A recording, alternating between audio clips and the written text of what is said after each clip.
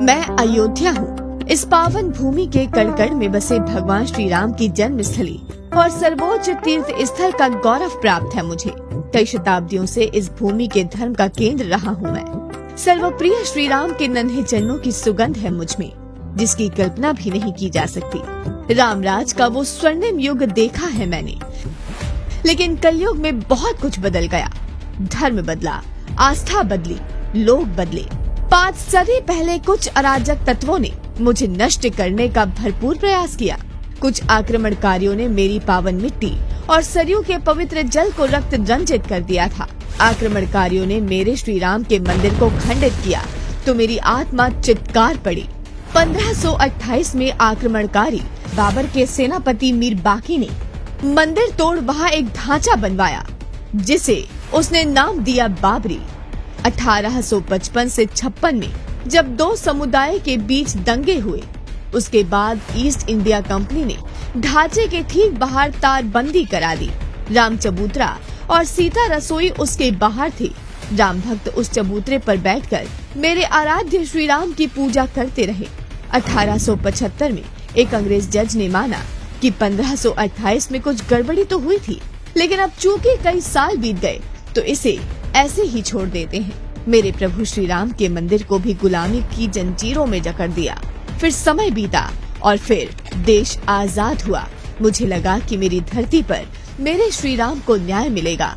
वो टेंट से निकल पालने पर बैठेंगे, लेकिन तब तक देश में तुष्टीकरण का बीज फूट चुका था। मेरे श्री राम स्वयं 1949 में ढांचे के भीतर प्रकट हुए, जिसके बाद भक्तों ने पूजा शुरू कर दी थी। तब के प्रधानमंत्री जवाहरलाल नेहरू ने रामलला को मंदिर से हटाने का आदेश दिया, परंतु फैजाबाद के तत्कालीन जिलाधिकारी के नायर ने ऐसा करने से मना कर दिया था। 1990 में हजारों राम भक्त प्रभु श्री राम के मंदिर का शिलान्यास करने अयोध्या पहुँचे, पर तत्कालीन सपा सरकार की सेकुलर गोली उन राम भक्तों के सीने को चीर गई और एक बार फिर मेरी धरती राम भक्तों के खून से लाल हो गई। फिर 6 दिसंबर 1992 का दिन आया। कार सेवकों की भीड़ ने जन्म स्थान पर बने उस ढांचे को गिरा दिया। वर्षों तक राम भक्तों की आस्था को दरकिनार कर तुष्टीकरण की राजनीति करने वाले विपक्ष की फैलाई हिंसा पूरे देश में फैली और जाने कितने भक्तों का लहू बहा। तब से लेकर लंबे समय तक कई सरकारें आई और गयी। मैं अदालतों की तरफ टकटकी लगाए देखता रहा कि कब वो दिन आएगा जब रामलला के भक्तों को न्याय मिलेगा। फिर 2014 में भाजपा की सरकार बनी और सत्ता की कमान मोदी जी को मिली और मुझे पूर्ण विश्वास हुआ कि अब सदियों पुराना सपना हकीकत में बदलेगा।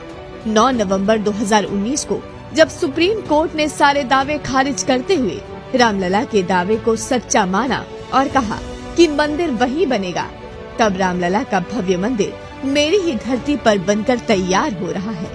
इतना ही नहीं, 22 जनवरी 2024 को जब मेरे रामलला की भव्य महल में प्राण प्रतिष्ठा हुई तो मेरा सीना गर्व से चौड़ा हो गया। तब मैंने फिर से उसी गौरव को प्राप्त किया जिसका मैं अधिकारी था।